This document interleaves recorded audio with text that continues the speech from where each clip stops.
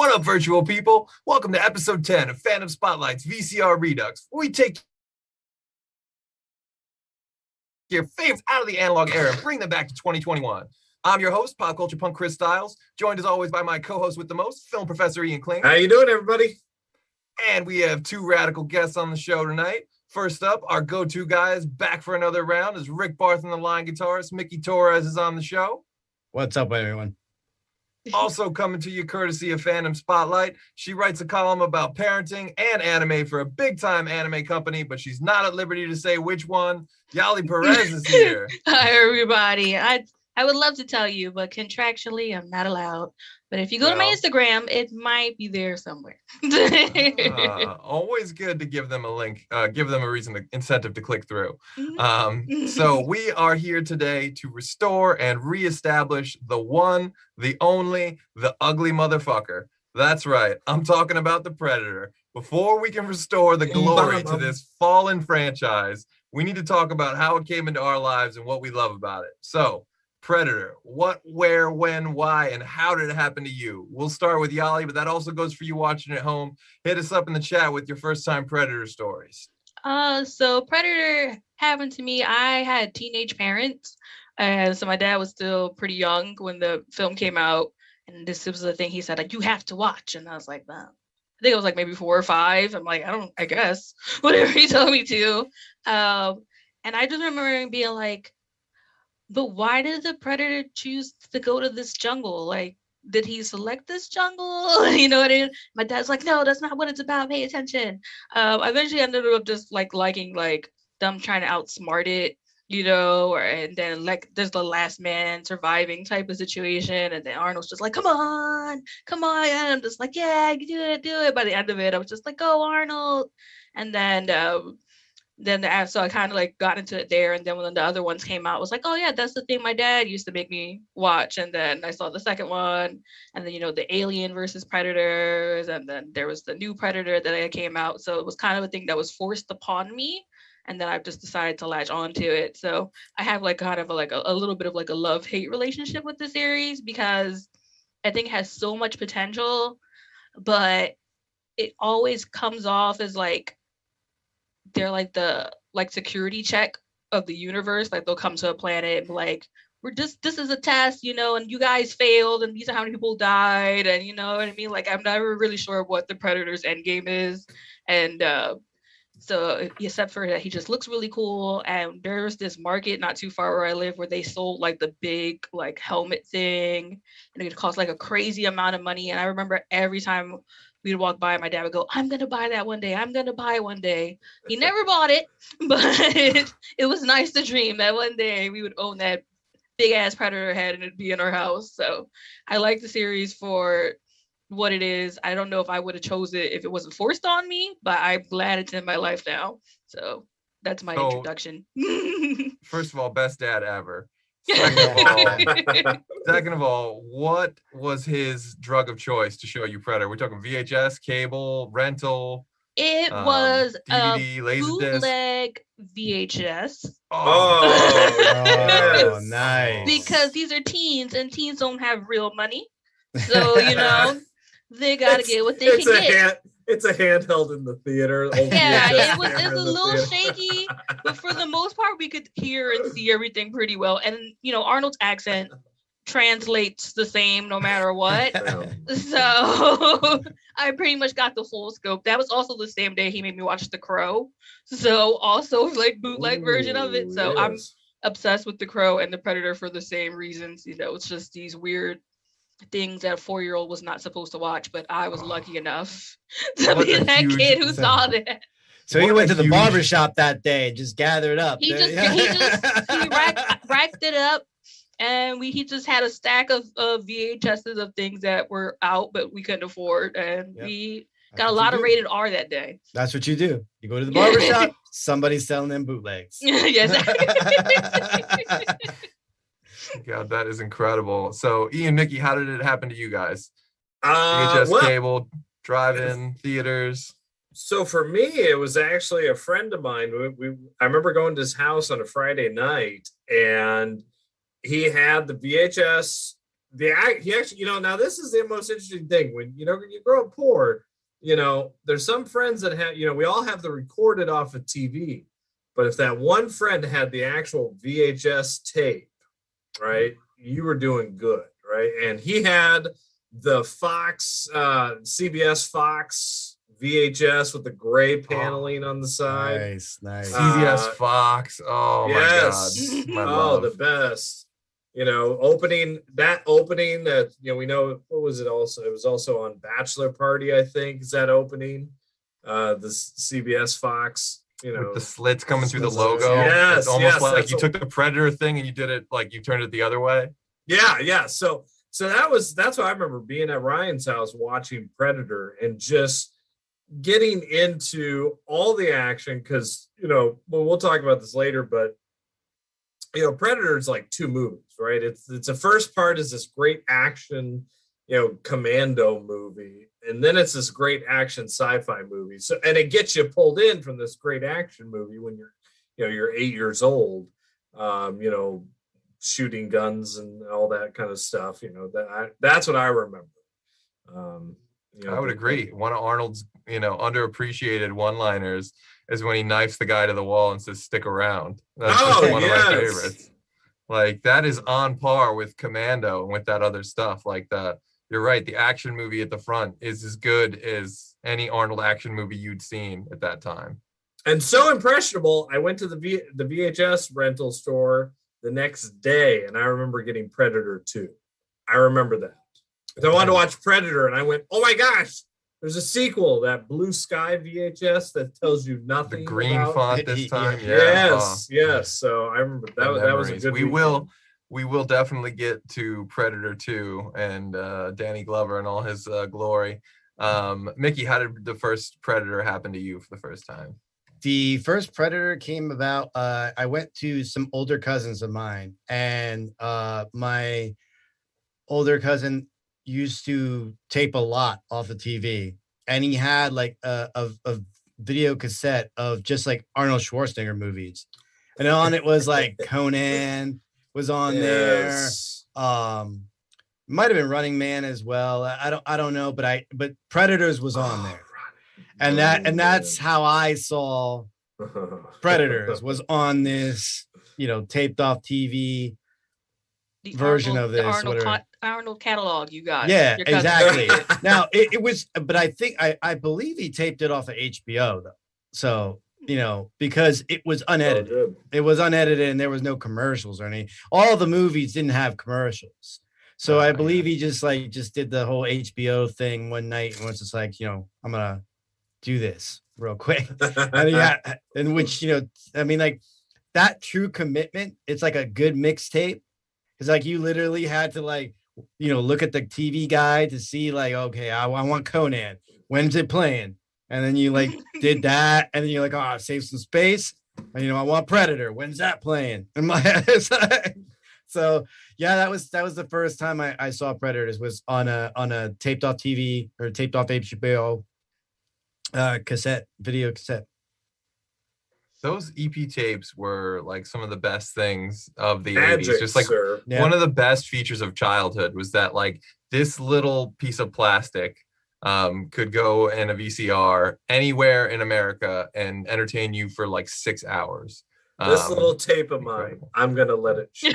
Yeah. I was thoroughly entertained by watching these movies like all back to back, and I was like, this is the greatest thing ever. Like this. They were totally all Arnold. Like there wasn't like a secret porn in the middle one because they forgot. Like no, that was a separate tape. That was a separate tape. Separate tape. Okay. I got that one later. Okay. in between Commando and Predator was Real Sex 17. Right. Commando stood for something else. Red Shoe Diaries or somewhere there was always a code to like which brand of blank tape you were using. Like, oh no, not the Kodak tapes. No, don't use those. Don't do any of those. The TDKs are all safe, and the Memorexes, those are good, but don't touch the Kodak tapes. So we have some really cool people in the chat right now, and they've already been talking quite a bit. One of them is a guy by the name of Jerry Lahane. Jerry created and originated Predator 1987 as a ghostwriter for Star Trek. He also designed Mars Rover 1987 as ghostwriter for Trek and found people and animals and fossils on Mars 2004. Jerry is just always doing the coolest shit. And he's in our chat. We're always hoping that we can have him on the show someday. He also, what else has Jerry been up to? Mars people 6 inches to 5 feet tall, skinny, wear light clothes, are naked, no masks. Some teenies are pets. I don't know about that, but it all sounds fascinating, Jerry. You are certainly living your best life, sir, and we're here for it. We applaud you. Another good friend of ours, Anthony Ramirez, says the first time he saw it is at the drive-in, and I'm so jealous already. Snuck inside with 3 other kids in their car's trunk. That's amazing. Yes. Says he loves it because it's a perfect blend of comedy, horror, and 80s action. Legally, amen. Legally, the drive-in cannot have you pop open the trunk. It is again. They have to have a search warrant really to have you pop the trunk. So if you say no, you're good to go. Well, I imagine in order to see the film, he did eventually get out of the trunk, or like it was a folding back seat situation. I'm just saying, if you pull up, I don't think he watched it like it was a radio broadcast for the first time, but maybe he did. I don't know. Let us know, Anthony. I know, Chris. Sure. I'm just saying. He just listened to the whole movie. To know, they can't. I'm out. All right. The professor had to let us know legally. That's right. So also Jerry Lehane says Predator was his attempt to battle Alien because Alien was so cool, but it had to start elsewhere. That is fucking awesome. I've always thought that there was like DNA linking these two franchises together. Now I'm happy to know that that is very much the case. Jerry Lehane also says Gene Roddenberry got it to the right people. I guess he did. I'm guessing Joel Silver was one of those right people. We also have some more action in the chat. I apologize where, it is going a bit. Joseph Davis, our good friend and top fan, good friend from Fandom Spotlite, says Predator was the first movie I can clearly remember seeing. That is awesome, Joseph. We gotta get you on this show ASAP, buddy. He says, full disclosure, he likes Predator 2 more than the first one. Not knocking on the first one, though. Yeah. And he also says, ooh, Running Man. And I'm here for all of that. Wow. Here's Sub-Zero now. Blade Zero. And funny thing is that Maria Conchita Alonso is in Predators 2 and Running Man. And I love her. I absolutely love her.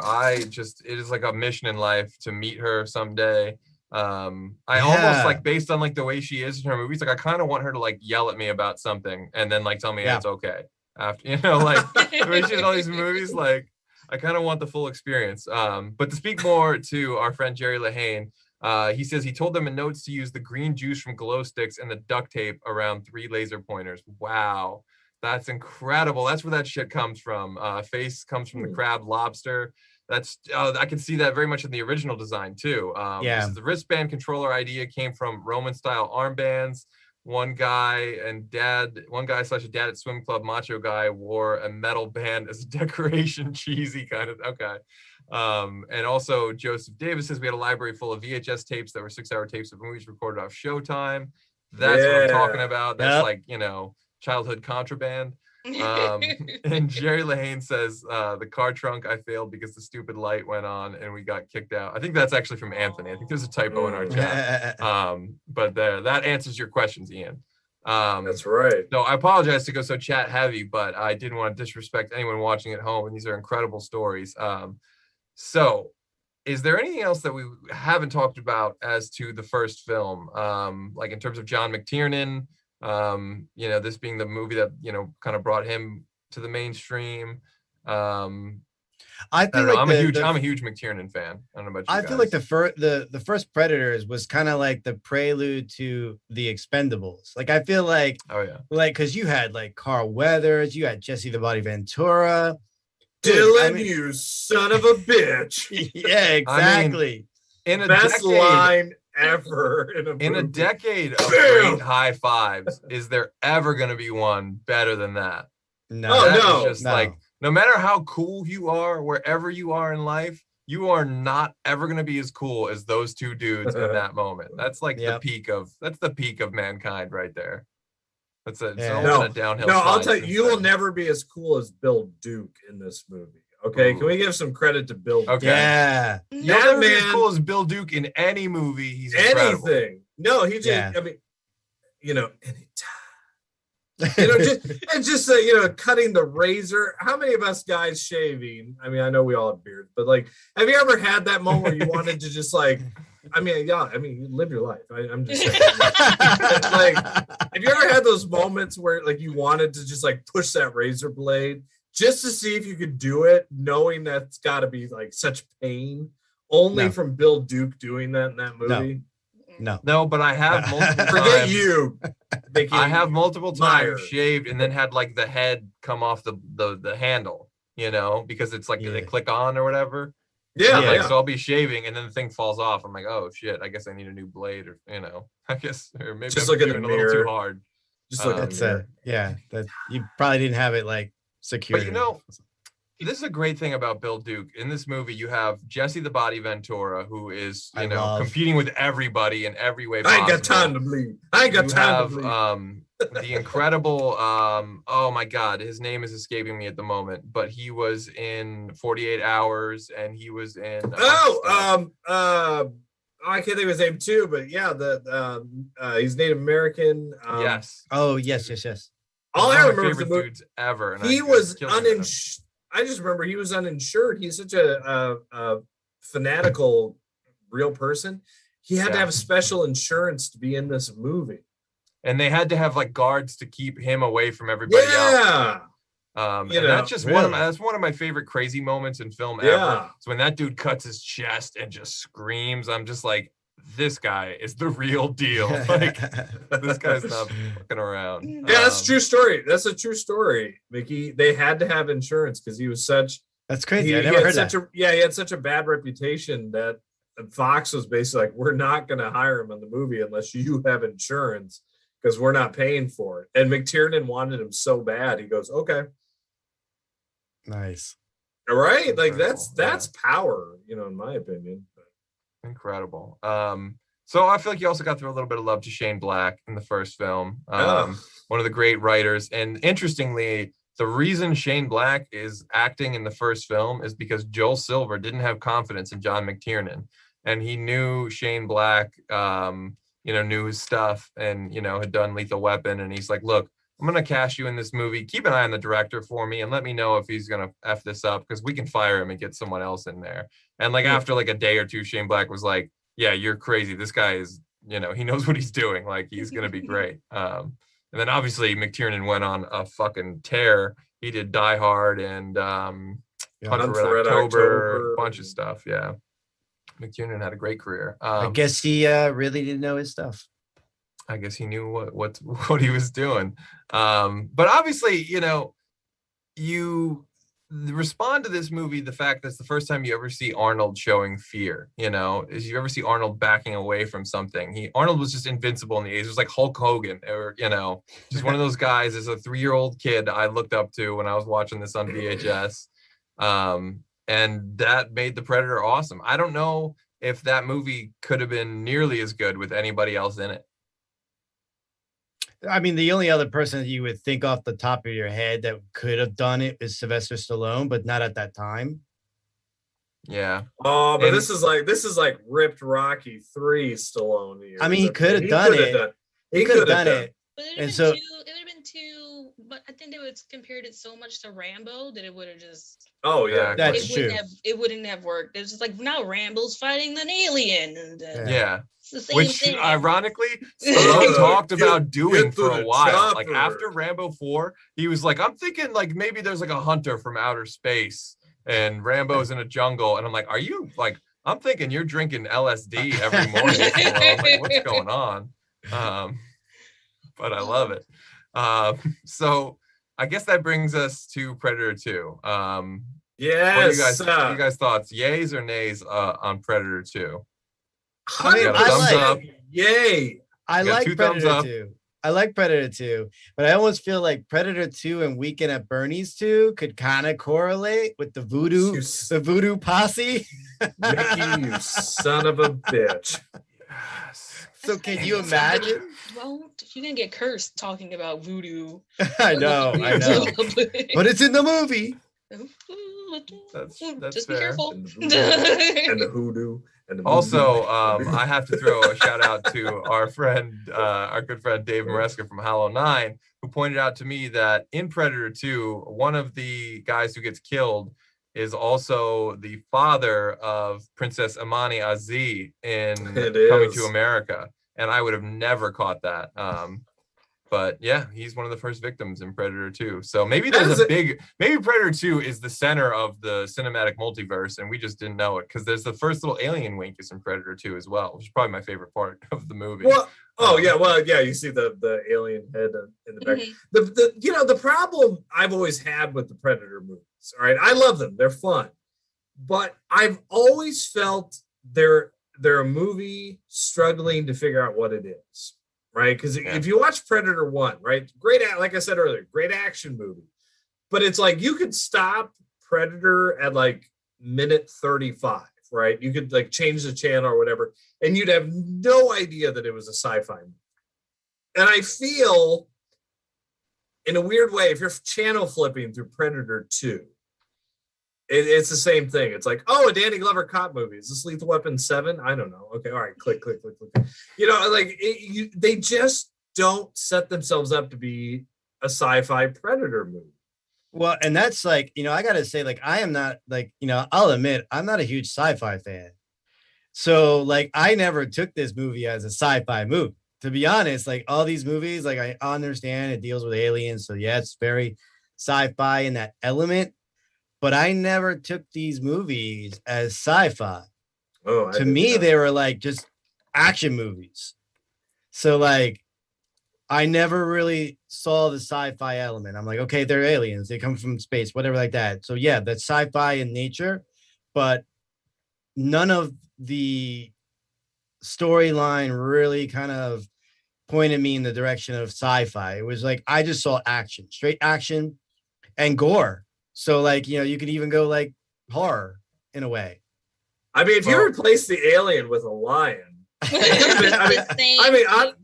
could have honestly, it could have been the same thing. It's the same chip, man. It's the same chip. It would have been interesting, actually. No, I was gonna say I agree with Ian, and not just because he has the same name as my kid.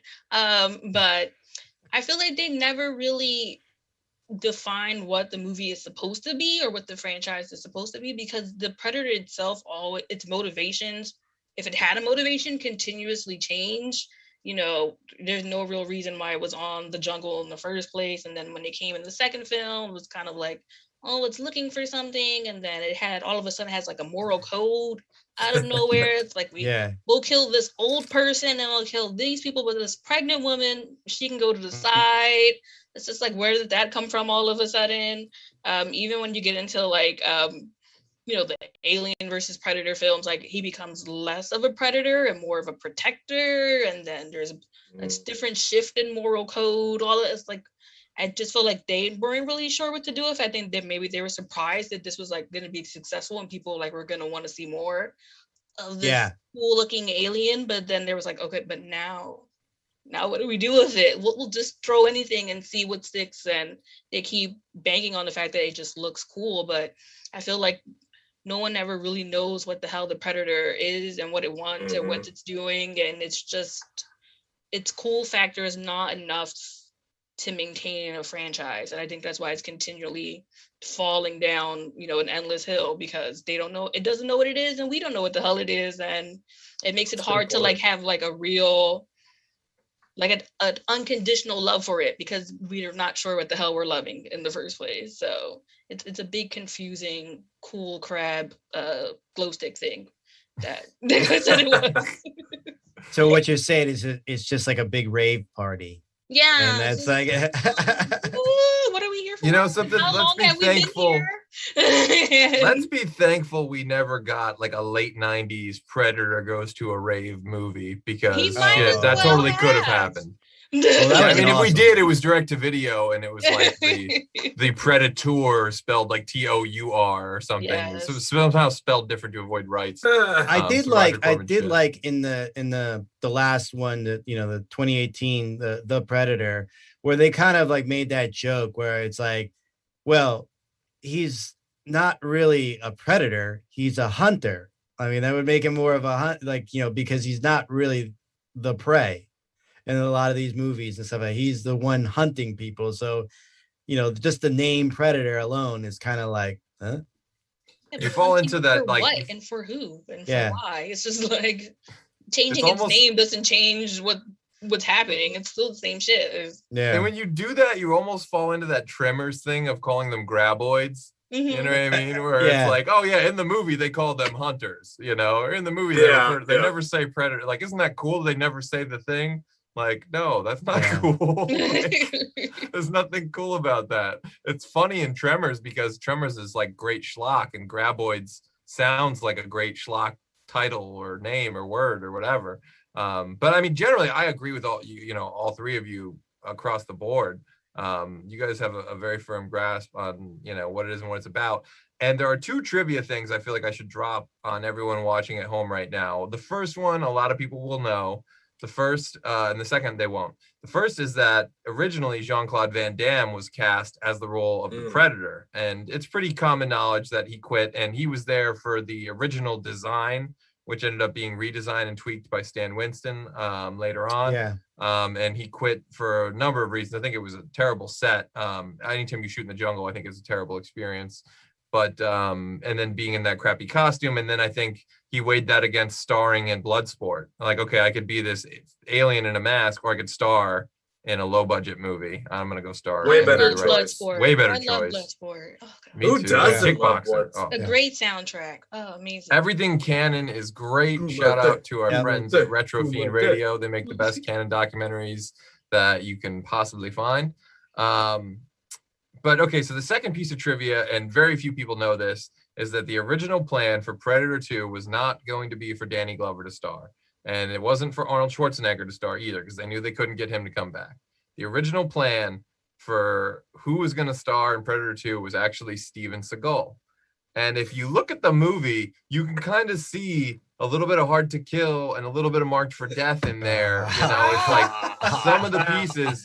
But you know what Get out happened? of here. So Stop the no goal was bullshit. to kill the franchise in the Right second film, there. right there. You know what though? It's like the Nick Cage Superman thing that's so weird. I want to see You it. wanna Like, see I it? have to. Yeah. I want to see it. I don't care. Get old Seagal now. It'd be so fucking weird and great. Loaded Yeah. old Seagal. No. Yeah, bloated ass, like No. crayon hair Seagal, like whatever it is, Oh, I need Oh, it. yeah. Just even if it's a short film, give me 5 minutes of him, hand slapping, because that's all he can do You could now. just And watch yeah. clips on YouTube of him doing that and just insert a Predator for your own sake. That'd be great. fan editors, do your work. There's Yeah. literally clips of him just doing crazy shit on the Yeah. internet. Just insert a Predator. There's your movie. That's what he does now. He plays patty cake. I love it. But I've always wondered, maybe that's where the Seagal and Van Damme feud started, because those guys have hated each other for decades, and I'm here for it. It's one of my favorite feuds of all time, the history of favorite feuds, because it's so what the fuck. Mhm. But I know you guys are both watching. We love you both, Jean-Claude and Seagal. So I mean, Yeah. obviously you got to appreciate Busey in 2 as well. Just stop. Give him the Oscar now. Yeah. Okay, no shot is cooler though. I will say this: the best shot in this whole franchise is when the Predator sends that, spear thing, the circle, Klingon thing that he sends out. And it The shoots disc, through all. the little disc, Yeah, with the the disc, Chinese and star kind of thing. Yeah, and it shoots through all the beef, and then all of a sudden it hits Gary Busey's character, and this blood just spilled. Like Busey had this bucket, he just spills it as he's like falling down. That shot is genius, pure genius. That whole sequence is great. And the Paxton. I mean, come Oh, on. that's The right. movie's got the Paxton. You're not my sister, are you? And it's got the Paxton and the Busey. It's got everything you've ever wanted You know, Paxton it's is just being classic Paxton, too. Like, mind if I cut in? She's my sister. Like, you're not my sister, are you? Like, it's just so it's good. just it's just weird because Predator 1 is kind of like, this is what you wanted. You want Arnold Schwarzenegger in the jungle fighting this thing. It's just like, what is Danny Glover doing? What is this? You know, and I love him in it. Don't get me wrong. The Predator goes to the city. And I appreciate that at his signings, he's got Predator too. He'll sign copies of Predator. And I saw a Predator cosplayer get him to sign, and he was like, yeah. You know, he's clapping for the Predator. That's awesome. Danny Glover is, you know, pretty much the greatest dude ever. That warms my heart to hear that.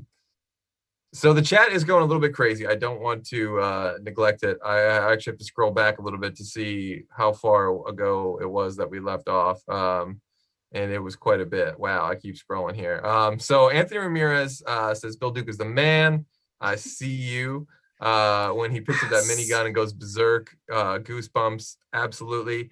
Thank you to our friend Richard Lynn, who corrected us in the chat. Sonny Landham is the name of the actor who plays Billy in Predator, and who's also in 48 Hours, and I believe it was Best of the Best 2 or 3. Great actor, though. Best of the Best 3, you bastard, Chris. Damn it. Nobody knows Best of the Best 3. How do you not know Best of the Best 3? No, everybody knows 1 and 2, but knock it off. Nobody saw 3, and you and I both know it. Don't act like you know. You gotta continue. Are you kidding me? No. It's the third best of the best of the best. No. Oh my god! Well, if you put it that way, maybe we should. Who's even in 3? Is Roberts in it? Oh, well, thank you, Captain Obvious, since we were talking about it, but is it Eric Roberts or no?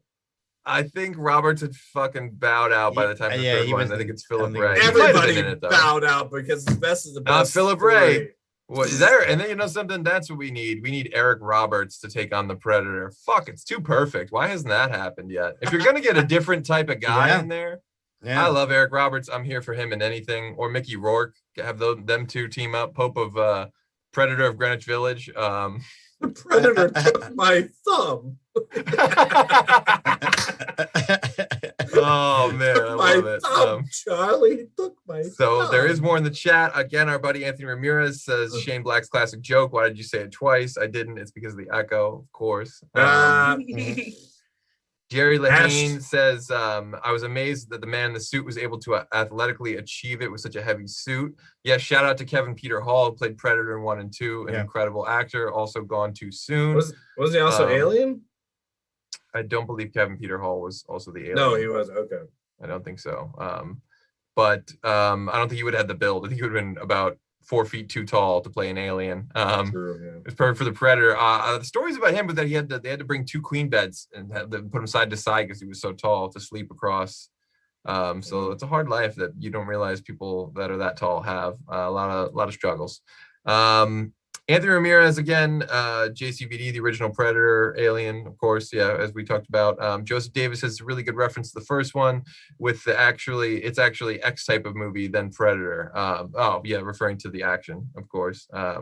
He said movies like Predator is why we have video games like Uncharted. It's one game all the way through, and then suddenly, without warning, bam, plague zombies. That's cool. And I'm not familiar with that game series. Richard Lynn also says that Peter Cullen, Optimus Prime, did the Predator voice over sounds. That's awesome. I did not know that. Jerry Lahane also says the misdirection was specifically for Arnold as coming off of a jungle fighter flick, the jungle war setup. Right, that's good misdirection. De-weaponized people are no threat, he says. Military Predator training, mission agenda, combatants versus non-combatants trained to kill alien as prey. And it's going wild here. I don't even think I can read it all, but the good news is that everyone's chatting together. Everybody loves Predator. Jerry and Richard Lynn and Joseph Davis are having a ball of a time. They're having a whole show in the chat right now. Fact-checking. They're fact-checking as well. Also do want to shout out to our good friend Alex Bonafonte as our newest patron on Patreon. Thank you very much, Alex. That means a lot to me, man. So the Predator chat is going wild. How do we, we're a little bit past the half hour already. We should be pitching our movies, but we haven't really talked about Predators or The Predator. let me come out of the gate and just say that the title for The Predator pisses me off, man. I hate when they do that. I hate when like the 7th Halloween movie is just called Halloween, or the new Terminator The is just Michael called, like, Myers. The Michael Myers. Yeah. you know, I haven't seen Mike Myers in one of those movies yet. Damn it. Dana Carvey is in one. Yeah, I'll be honest. I loved Predators. I thought that was actually what I loved about Predators is what I was talking about earlier. They from the beginning decided this is a Predator movie. Here, the Predators are the main thing, right? It's like you wake up, you're in the Predator world. We're right from the get-go, we're saying that, you know, this is what you have to deal with. You have to deal with the Predator. It's not hiding it. It's not putting it in a, oh, we needed to save budget, so we're going to film in, you know, LA and, you know, it's modern day, so we saved on budget, you know. Like, they're flat out saying, like, this is a Predator movie. And again, I think it took the elements of all, you know, the first 2 Predator movies that we all love and kind of gave us what we wanted as a fan, and yet at the same time kind of did its own thing, which I thought was very impressive. I think Robert Rodriguez respected it while also kind of going its own way. Yeah, I'm a huge Rodriguez fan. Like Robert Rodriguez movies, to me, like anything that he's a part of, to me is like awesome. I love Spy Kids too. I love everything, you know. But like I love Predators, and I love the fact that they took them into space, basically. Like dropped them on another fucking planet. So I was like, I'm like, that's cool, because we hadn't really seen that element. Like we're going there, and the introduction to the Predator dogs, if you want to call them that, you know, which is cool. I thought Adrian Brody was awesome. The actress, I love that actress. The actress, what's her name? She's the actress. She's in Queen of the South. She's also in the New Mutants and stuff. She played Isabella or whatever like that. Now, her name escapes me right now, but I love her as well. I thought that movie was just like, to me, that was like better than 2. Mm-hmm. I mean, like that's for me that it was better than 2. Now, you know, the Predators, not so good. The final, the most recent one, you mean? Yeah, the 2018 one. And there's a host of reasons why I think the Predators is not good. One of which, and the main issue that I have with that one, is the way they wrote Olivia Munn's character. I thought it was just straight up trash. Like the writing for her character was horrible. Olivia Munn tends to get the short end of the stick, where she's either could have been the best part of something or ends up being the absolute worst part of something. Yeah, but I think that the Predator ended up. I think the main problem with the Predator franchise is that there's too much involvement of people or unnecessary people. You know, like which I guess I'll say when I want to pitch my idea. It's just I don't want my Predator to be dealing with people who are unqualified to fight him or be anywhere near him. And I just felt like in the Predator, it just showed like everyone there is like so beneath him. Like, this is a waste of his time. It's a waste of our time. Like, I feel bad for anyone who went to see this in a theater, because it was like painfully boring, and like the action that you're used to seeing wasn't in this film at all, and there was a lot of exposition, and it was just like, this feels like they're trying to set up for something else. They're like maybe if this one works, we'll get the Predator 2 or something like that. Like, that's what it felt the entire time. And then Predators, I can't get with the Predator dogs. I'm very sorry.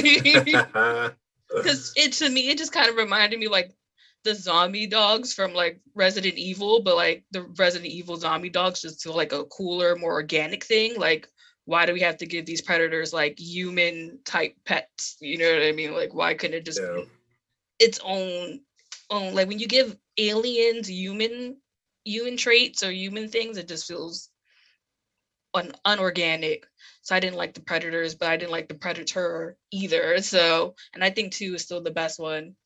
as them all, even though it was And- hilarious. And to any of you viewers out there, we're not covering Alien versus Predator. Just shut up. We're not doing it. People Shut love up. those movies. Oh, Shut we up. can talk about it a little bit. I'm not here's doing the it. thing. No, In fact, that's a Nathan. perfect. That's actually No, a They were perfect no, in the- segue. under the I'm not snow. doing it. I'm not doing it. See, nope, You I'm want out. predators I'm in out. the snow? Here's I'm, the thing. I'm just kidding. It's actually a really good segue, Ian, because for me, Predators and The Predator just both felt like downgrades after those two movies. Because like this is big. I've wanted this since I was a little kid. This is Godzilla versus King Kong. It's Freddy versus Jason. It's fucking Alien versus Predator. I mean, we played video games. We read comics. We had cards, like trading cards for this shit. We were hyped. We were ready. I had a toy that was Alien and a Predator in one package. Ooh. You know, I had that. Yeah, we had I remember getting that, what are they, like McFarlane toys and stuff. Yeah. You know? Yeah. I had that. So we were prepped, we were primed. It wasn't as great as it could have been, but it wasn't as bad as it could have been either. Alien versus Predator. The first one is like somewhat solid, somewhat decent. The second one, tolerable. Requiem is, The first one is tolerable. Requiem is unwatchable. the Requiem, ugly I stepchild. can't see anything in that movie. That movie is so dark. I can't see anything.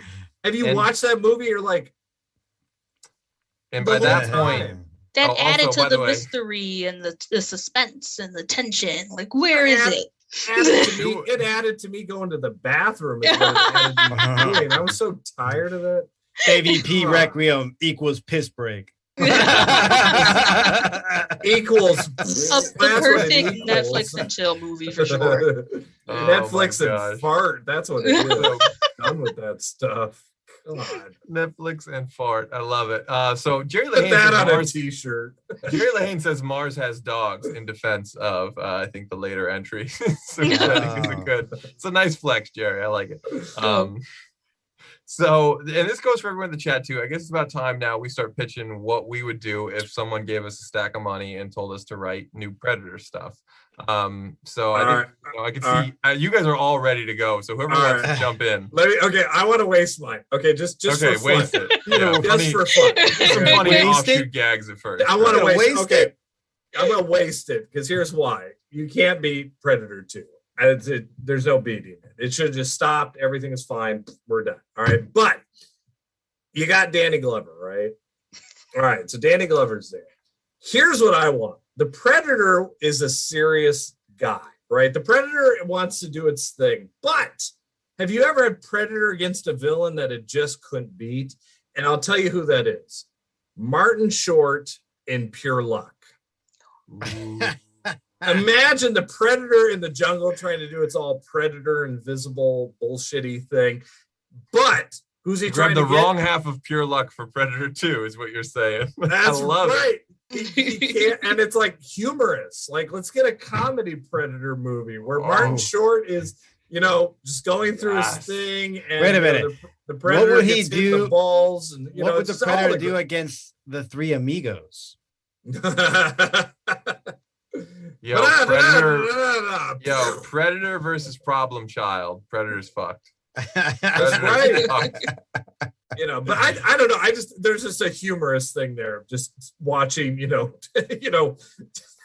Danny Glover trying to rescue Martin Short, and there's a Predator. Just I don't know. Oh, Are getting too old for this shit. That's right. This is beautiful, and I am all here for it. I love that so much. Like, take my damn money. Like, I would go more serious. I like we're serious. Like, to me, it's like I am such a fan of Predators, the 2010 movie, that I kind of like. There's two things. Like, number one, like when they revealed that Lawrence Fishburne was the one that was has kind of escaped the wrath of the Predator. To me, that should have been Arnold. That would have been perfect. If it was Arnold, and Arnold helped them get off the planet. Because essentially, I want a sequel to that. At the end, basically, they're Brody and Isabel, Royce and Isabel are just they're there, and he goes now let's get off this fucking planet. So I'm like, that's what I want. And I want to see them get off the planet. And I almost feel like you can kind of, put Predators and the Predator. The thing I liked about the Predator, the only thing I liked about the Predator was basically the Predator killer suit. And I almost felt like that reveal should have been Schwarzenegger too. Like I would have liked it. The Predator killer was Schwarzenegger. Like he comes out of the pod. So essentially, like give me that with Arnold, and then give me Royce and Isabel or Isabella, whatever. And now you have them trying to get off the planet. Well, yeah, because they had the sequel video game that Arnold came back and did the voice for, and I think we've all wanted Schwarzenegger back. I mean, I would prefer that. I as much as I get why he wouldn't come back or this. It's like, do we need him as another Terminator? Like, no, we've gotten enough Terminators. Like, we talked about that on our Terminator shows. What we haven't gotten is him back in Predator. That's a sequel that I think we would all love to see. I want to see a movie about Dutch like where he has to pick up his fiance's new kid and drive him home for Thanksgiving. And no, I'm joking. Referencing an old John Hughes comedy there with Ed O'Neill. I'm totally joking. I did for a long time want planes, trains, and Dutch too, yeah. With Dutch and Dutch from Karate Kid as well. Shout out to the chat. It's going crazy. I know it is. I will get to the chat very, very soon. It is going a little wild right now. I do want to hear Yali's pitch, but I also, before we get to that, I just want to double down on what you were saying, that for the longest time, what I wanted was the real Alien versus Predator, and that is only possible with Arnold and with Sigourney. And give me a fucking time machine or de-aging or whatever, good lighting, and just put those two in the movie and make it happen, because no matter what it is, it'll be great. And how awesome would it be if Michael Biehn was there too, and him and Arnold even have like a wow, something about working with you doesn't rub me right, or something like. It'd be great. But that's just pure fanboy fan. Anything with Hicks, anything. Give me anything. Give me Hicks at a gas station for 5 minutes, like a red balloon Criterion. And Arnold can have some great. And Arnold can have some great kindergarten cop moments with Newt as well. Oh yeah. Just eat of these people's lunches. Stop. No. Yeah, Yali says no. Okay, so we got to hear what you have in store. Okay, so all of you guys want people and humans in your Predator movie. I don't want any of them. I don't want to see a single human in this movie. I want to be on the Predator planet. I want to know, how did it become hunters? How are they selected? So I want, like, it's a Predator planet, and there's like peaceful predators, and there's like lady predators, and they got like little predator babies. Oh, it's so cute. And then like they have to, in order to become hunters, they have to be selected. So it's kind of like a Hunger Games type of situation where like the predator from here, and this guy from here, and this guy from here, and they're like in a simulation type thing, and they have to like fight and duke it out. Then whoever survives, those are the ones who get sent off to other planets to go, fuck shit up and, be the predators that we know and love. Because apparently this goes back so long to like George Washington time, because like in the end of the second one, like they give him this old ass gun, like saying like we've been here all along type of situation. Like I'm tired of seeing the Predator have to deal with humans who get in the way. Most of the time, like that was the problem I didn't like about Alien versus Predator, is that the people just kept getting in the way of him just fighting the alien. Because like I said, in those movies, they give him a moral compass of like, oh, with the poor baby humans, we gotta protect them from the aliens. It's like, maybe if you had mind your business, you wouldn't be in the middle of this very important fight that's supposed to be happening for centuries, or whatever the case may be. I don't want any people. I just want to see predators fight predators, how they become who they are, how do they get their, their tech and their weaponry, and find out what their whole purpose was to begin with. Because from this point, we really don't know. It's just, do mythology and stuff like that. So I don't want people. I'm tired of people. This movie probably will have almost no dialogue because the Predator. I was just going to ask you. Do you think you could pull that off? Like honestly, do you think they can do it without talking? maybe it's like subs or whatever language they speak, but I don't want any human elements because it's not a human. And I think the more we try to make it human, the less cool it becomes. It makes it more relatable, and I feel like the more you make it relatable, it makes, like I said, makes it less cool. I want it to be the scary thing it was intended to be. This beast of a monster that came out of nowhere, that's duking it out with our best and handling like they're flies. It's just like, get out of the damn way. And so when we tried to have him fight his own adversary or worthy adversary, they put people in the middle. And then that fight never really became what it could have been. So I want to remove people. I want to remove the obstacles and give the predator a real chance to be a predator or be a hunter, because we haven't gotten to see it that way. So I love Sigourney, I love Danny Glover, I love Arnold, but they're getting in the predator's way and they're keeping us from having the sci-fi aspect of the film, because I think humans take away some of the sci-fi, you know what I mean? Because we're so grounded in reality. So let's kick us out and let's enjoy a pure predator on their planet, battle royale, Hunger Games-esque situation, and then the ending can be just the final one selected, and then you can see like in the background that this predator is the one going to Earth at the same time that Arnold Schwarzenegger was there, or like that's our little Easter egg, like this is the one, the one who won this section. Like, I don't want people. I'm tired of people. Can they have dogs? Can they have dogs? No, they can have like a pet, but it can't be like a human pet. Like, make it some sort of like alien something, but not a dog. I know this goes against what you were talking about, the human aspect of it, but I just would love to see these predators worshiping a picture of Arnold. Just the one, Lord of the Flies. The one guy who beat the dartboard. The dartboard. Like, no love for Danny though. Like, just Arnold. You gotta disrespect my man like that, Danny. Danny did a good job. I'm just saying. It would he be got the gun cool. at the end. Arnold didn't get one. Yeah. That's true. That's true. They might be worshiping Danny. That would be kind of cool. I'll tell you what though. What else I think is, if the baby predator is half as cute as Baby Yoda, you got $1 billion toy franchise right there. There you go. It's got a cute. And I can see that being little, like little, It's learning to use the little things come out. Little dreadlocks. Yeah, and then you can have T-shirts that say like "My little ugly motherfucker," or something. Exactly. I'm also thinking about money. You can't have a successful franchise without money. Money, and I'm here for crossovers. Little kids had the little ugly motherfucker bibs on. It's gonna be the it toy of 2022 when this thing comes out. Trust me. So in the chat, people are starting to come in with their pitches, and also with some comments like Richard Lynn saying AVP, the comics were friggin' awesome. Definitely agree. Our friend, I think the first time she's tuning in, Angie Saunders. Thank you very much for tuning in, Angie. I'm stoked to see you here. She asked if Eric Roberts is Julia Roberts' brother, which yes, indeed it is. She was, and Richard did answer that for her. She says he's on Lifetime movies stalking people. I agree, he should be in my movies stalking the Predator. That would be incredible. The Predator, the one thing he's afraid of is fucking Eric Roberts. That's perfection.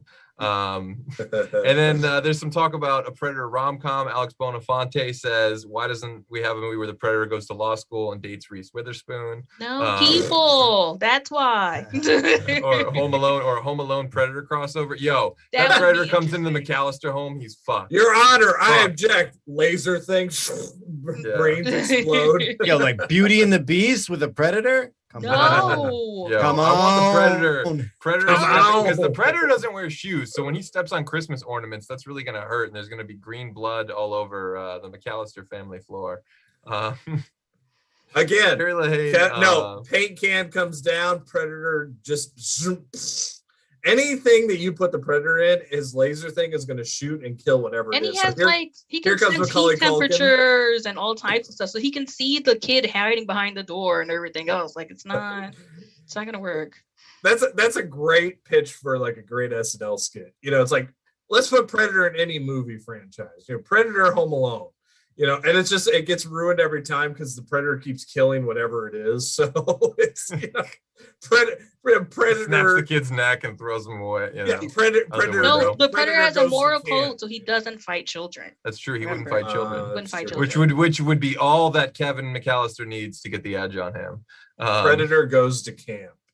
You know, oh the my predator God. has to find Ernest leads a squad. Ernest versus Predator. You know, oh, why didn't he? Never went to the jungle. He went everywhere else. He was in the army. He's been trained for this. You're kind of ugly. You know what I mean? pulls off the mask. Ew.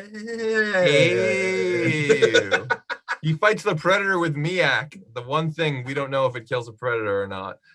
So more in the chat. Jerry Lahane says Alien was so cool that he insisted that, like Spy versus Spy from Mad Magazine, the alien would always come up winning in the end as an homage to Giger, which is awesome.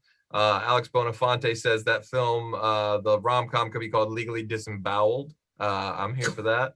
And there's a lot of talk of Predator versus Junior, and you know, Alien versus Predator versus Terminator, which I'm all for.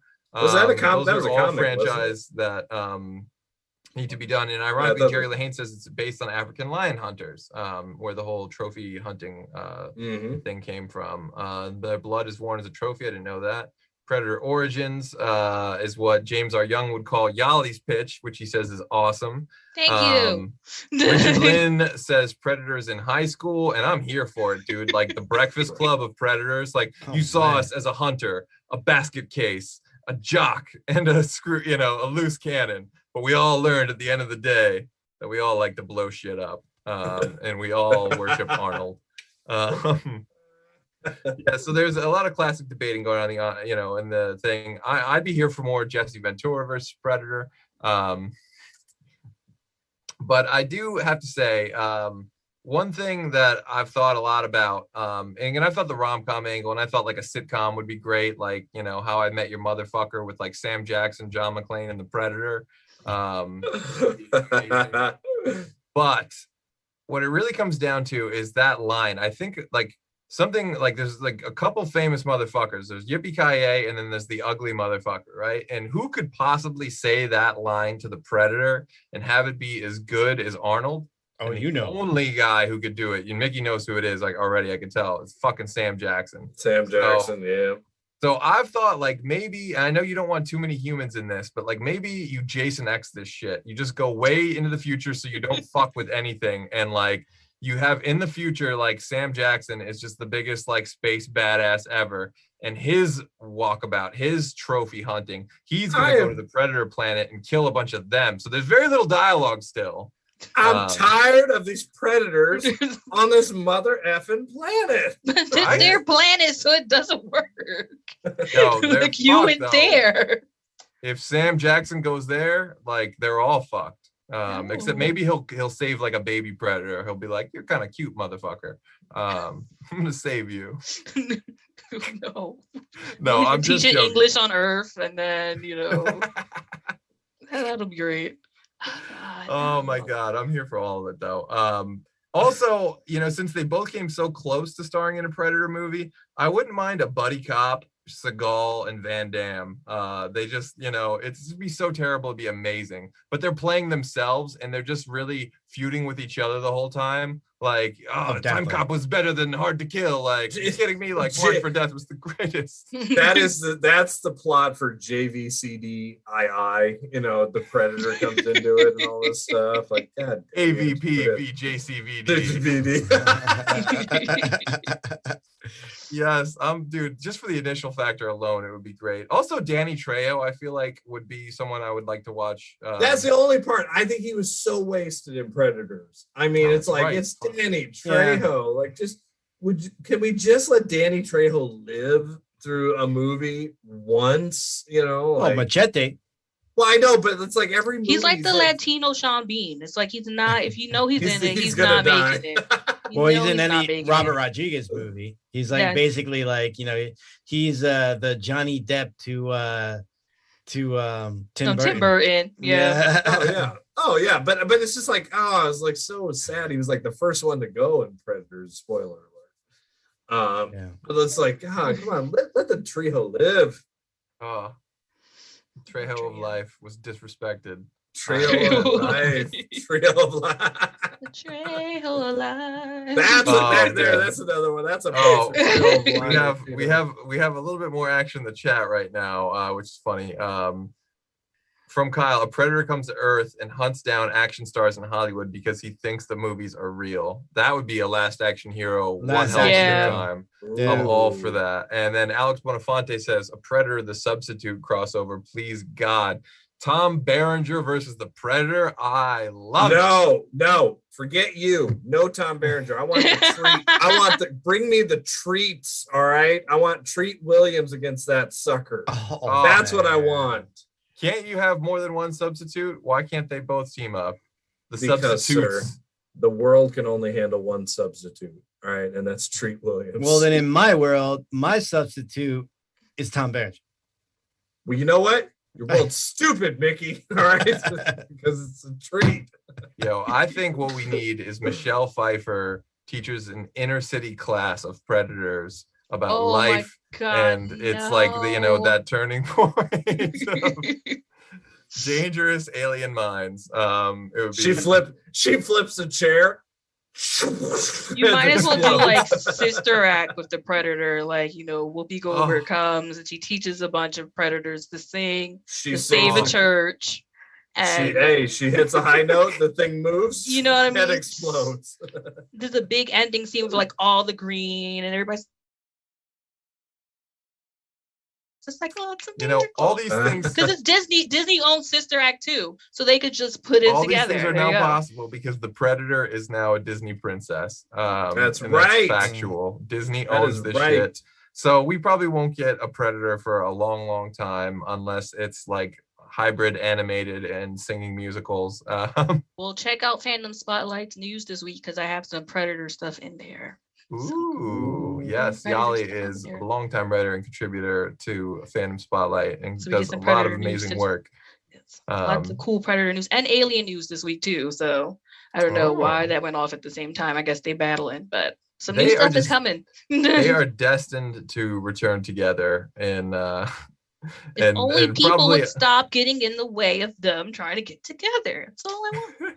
Remove the people. Well, hopefully we didn't get hopefully the four of us didn't get too in the way tonight and we let the ideas flow free. We are unfortunately you guys can stay. So we are about out of time. We only have an hour to do this show, so that is about a solid hour of predatoring for all of those of you at home. Tune in next Wednesday at 9 p.m. as we try to prove that we're still all right by giving you the sequel nobody could ever know how bad they need, at least till next Wednesday, which is Caddyshack 3. Yes, that's right. We're gonna all be gophers. Like the whole movie is just gophers. I'm gonna be a ball. I'm gonna be a ball. Next week, the Predator will invade Bushwood Country Club. No, joking. So in the meantime, be sure to like, subscribe, and follow Fandom Spotlight, the Hollow 9 Network, Rick Barth and the Line, and of course, Pop Culture Punk. Till then, back up those Betamax, rewind those Laserdiscs, and we will see you at the movies.